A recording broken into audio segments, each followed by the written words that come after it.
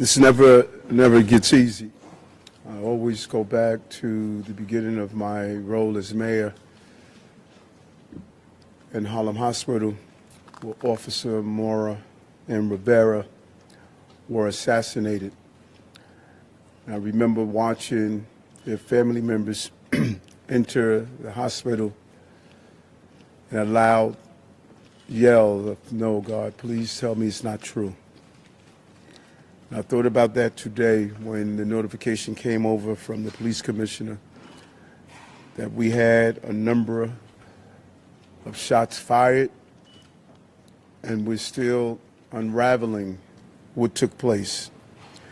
And our hearts are heavy. 5 innocent people shot tonight. We lost 4 souls to another senseless act of gun violence, including a member of the New York City Police Department, Officer Islam. He served in the 47th Precinct. He was just 36 years old and a 3.5-year veteran of the department. He was doing what he does best, and all members of the police department carry out. He was saving lives. He was protecting New Yorkers. He's an immigrant from Bangladesh, and he loved this city. And everyone we spoke with stated he was a person of faith and a person that believed in God and believed in living out the life of a godly person. He embodies what this city is all about. He's a true blue New Yorker, not only in the uniform he wore, but in his spirit and energy of loving this city. And early tonight, I met with the officer's family. I told them that he was a hero, and we admire him for putting his life on the line. This was his dad's only son. I think about Jordan, my child, and it's unimaginable to experience a loss of this magnitude. And 3 other innocent civilians are also dead. 2 males and 1 female, and another male is seriously injured, fighting for his life in critical condition because of the violent, despicable attack. Additionally, the shooter is dead of an apparent self-inflicted gunshot wound. To be clear, 6 total tonight died, 1 including the perpetrator. And I'm sorry, 6 total was shot tonight, 1 including the perpetrator. No words can describe this act of evil, a man who takes the life of others who are innocent. And no words can fill the void that has been left by this tragedy. Our hearts break for the families and friends of the victims. We pray for the swift and safe recovery of the injured. The horrific crime reminds us all how easy it is to gain access to a gun. Gun violence has scarred so many neighbors and ripped apart too many families across this entire country. And we will continue the fight to do all we can to protect our city. But tonight we mourn for those who were killed. And we pray for the families as they go through this painful moment. And as I stated, 5 innocent people were shot, and the perpetrator was shot. We will continue to do what we do as a city, and that's fight to protect innocent New Yorkers. At this time, I'm going to turn it over to the Police Commissioner of the City of New York, Commissioner Tisch. Thank you, sir. The information that I'm about to provide is preliminary and subject to change. At 6:28 p.m., the 911 call center started receiving multiple 911 calls for an active shooter inside of 345 Park Avenue at 52nd Street in Manhattan. What happened next is under an active investigation, and details are still coming in, but here's what we know so far. Surveillance video shows a male exit a double-parked black BMW on Park Avenue between 51st and 52nd Streets, carrying an M4 rifle in his right hand. He walks towards the building's entrance. That individual was seen exiting the BMW alone. The building's security camera footage shows the shooter enter the lobby, turn right, and immediately open fire on an NYPD officer. He then shoots a woman who took cover behind a pillar and proceeds through the lobby, spraying it with gunfire. He makes his way to the elevator bank, where he shoots a security guard who was taking cover behind the security desk. One additional male is shot in the lobby, per his own statement from the hospital. The shooter then calls the elevator, which opens in the lobby. A female exits that elevator, and he allows her to walk past him unharmed. He goes up to the 33rd floor, which is Rudin Management, and begins to walk the floor, firing rounds as he traveled. One person was struck and killed on that floor. He then proceeds down a hallway and shoots himself in the chest. In total, we have 5 victims shot, our officer and 4 other innocent civilians, plus the shooter. The shooter is believed to be Shane Tamura, a 27-year-old male with a Las Vegas address. The vehicle he exited is registered in Nevada to Mr. Tamura. Inside of that vehicle, officers found a rifle case with rounds, a loaded revolver, ammunition, and magazines, a backpack, and medication prescribed to Mr. Tamura. The vehicle was searched by our bomb squad and found to be clear of any explosives. The initial investigation shows that Mr. Tamura's vehicle traveled cross-country through Colorado on July 26th, then Nebraska and Iowa on July 27th, and then in Columbia, New Jersey, as recently as 4:24 p.m. today. The vehicle entered New York City shortly thereafter. According to our law enforcement partners in Las Vegas, Mr. Tamura has a documented mental health history. His motives are still under investigation, and we are working to understand why he targeted this particular location. 345 Park Avenue is a commercial office building whose tenants include the NFL, Rudin Management, KPMG, and Blackstone. At this time, 4 of the 5 victims are deceased, including our NYPD cop. Our officer was transported here to New York Presbyterian along with 1 male civilian, the lone shooting survivor, who is in critical but stable condition at this time. 2 other civilians, 1 male and 1 female, both deceased, were brought to Bellevue. The 4th civilian is a female who was found dead on the 33rd floor of the location. Additionally, there are 4 other victims being treated for minor injuries sustained in their attempts to flee the scene. Victims' names are being withheld at this time, pending family notification. Officers from our Special Operations Division are currently conducting a secondary sweep of the entire building. I want to be very clear. We believe this to be a lone shooter, and there is no longer an active threat to the public. But today, 4 innocent victims are dead. Among them is NYPD police officer Didarul Islam, 36 years old, 4 years on the job. Officer Islam was married with 2 young boys, and his wife is pregnant with their 3rd child. He's assigned to the 4-7 precinct in the Bronx. He was doing the job that we asked him to do.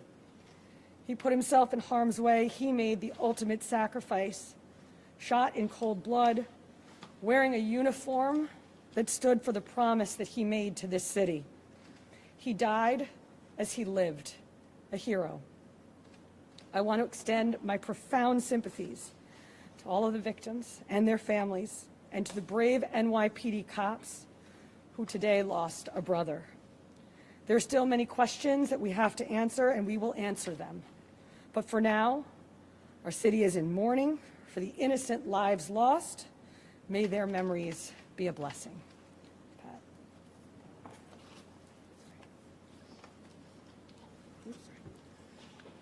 Patrick Hendry, President of the PBA.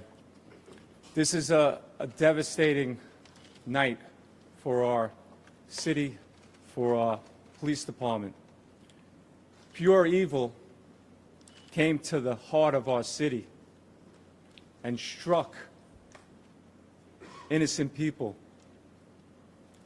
And one of our police officers who were protecting those people.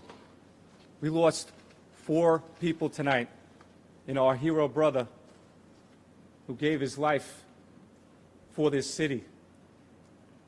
He was a hardworking police officer who was proud, we know, from hearing from his family, to put on that uniform and shield of a New York City police officer every day and went out and did his job. And he went out every single day to provide for his family, whether it was overtime or whatever he had to do to provide for this family. That's what he did on a daily basis. And his family is devastated. A wife losing a husband who provided for that family. A father who's not going to see his son again. And our hearts of every New York City police officer right now is hurting. We're hurting for our brother police officer who we lost. We're hurting for that family. We're hurting for all the victims and hurting for all the families of the victims. And we're all asking, why? Why did pure evil come here? And we know our police department and our law enforcement partners will work tirelessly to get those answers. But now our job as police officers is to be there for this family, to support them in any way that we can, to come together as a city, to be there for these families of the victims. And we will continue to do that, because that's what New York City police officers do. And we're going to continue as police officers to go out and protect this city, because we know that evil can strike at any time. But police officers are willing to risk their lives to protect everyone in this room and protect everyone in this city. So we ask all New Yorkers to pray for our police officers' family, to pray for all the victims and their families. And we need to stand united going forward. We thank you for covering this story. We are also joined by our federal partners from the ATF and the FBI. I want to give an opportunity to our partner in the FBI, a special agent in charge of the New York City Fields Office, Chris Rea. Thank you, Mayor. First off, on behalf of all the men and women of the FBI, I'd like to extend my deepest condolences to the victims of this senseless tragedy. And also personally, I want to extend my condolences to the police commissioner. And just please know, ma'am and Mr. Mayor, that you have the full force of FBI New York and the full force of FBI to get to the bottom of the answers. Upon learning of the incident this evening, FBI agents immediately deployed to the scene to assist our NYPD partners. While this remains an NYPD investigation, the FBI's New York office stands ready to provide any and all resources to assist our partners. Initial checks of our internal systems have not revealed any information about the subject, but when and if more information becomes available, we will share what we can, when we can, with the public. Thank you. Okay, we're going to do some on-topic questions, folks. We'll start with CNN, please. Just a quick question about the police officer. When he was getting in the lobby, did he have a chance to fire his weapon at the shooter, or was it completely empty? And also, when the shooter got to the floor, approximately how many people were on that floor, and what were they doing? All of this information is under active investigation. Our videos are being reviewed. And as this investigation continues to unfold, we'll be able to answer those questions. But right now, it's an active investigation. Miles Kluber. Commissioner,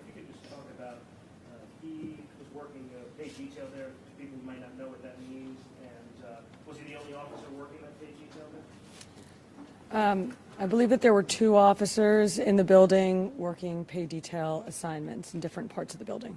And what is that if people, may say he's on his day off working in uniform? Paid detail is a program that we have set up at the police department that allows companies to hire officers in uniform to provide extra uniform security. Rocco? Commissioner, did she, based on interviews with witnesses, did she say anything at all? And secondly, did he leave behind any manifesto, any writings or anything? I already described what we found in the vehicle, and it's too early in the investigation to discuss anything more. BB? Thank you. Is there any indication that he had any prior connection to New York or to the real estate industry? I believe that's the business group he was in. As I said, too early in this investigation to tell, but nothing that we have seen preliminarily. Dean? Commissioner, can you talk about what the medication was that was found in the vehicle? I cannot. Can you speak about any prior law enforcement contact you may have had? I cannot, other than to say that our partners in Las Vegas made us aware of a mental health history. Yes, Steve? Wilson Durham?